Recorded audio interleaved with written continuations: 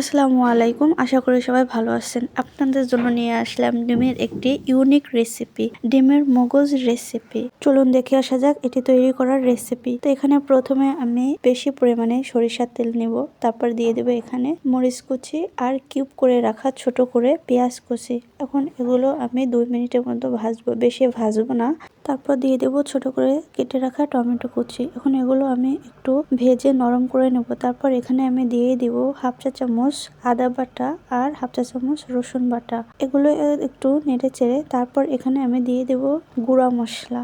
তো প্রথমে আমি দিয়ে দেব হলুদের গুঁড়া, তারপর ধনিয়া গুঁড়া, জিরার গুঁড়া আর সবশেষে মরিচের গুঁড়া আর স্বাদ মতো লবণ। এগুলো দিয়ে আমি 3-4 মিনিট মতো ভেজে নেব। তারপর এখানে আমি অ্যাড করব সামান্য পরিমাণ পানি।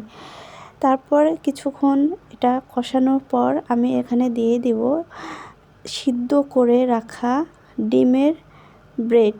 এখানে আমি 4টা ডিম নিয়ে এসেছি।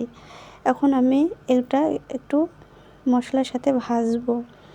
তবে এটা যেহেতু সিদ্ধ করা ডিম, বেশি ভাজা লাগবে না, মশলার সাথে যাতে ভালোভাবে মিশে, সেজন্য আমি এখানে সামান্য পরিমাণ পানি দিয়ে দিব। দেখেই বুঝতে পারতেছেন এটি একদম মগজের মতো দেখতে লাগতেছে। এখন এটি আমি একটি ভিন্নভাবে পরিবেশন করব, এজন্য এখানে আমি সুন্দর করে একটা কাপে উঠিয়ে নিয়েছি।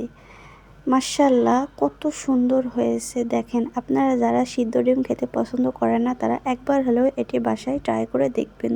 আমার ভিডিওটি ভালো লেগে থাকলে লাইক, কমেন্ট, ফলো দিয়ে পাশে থাকবেন। ধন্যবাদ সবাইকে।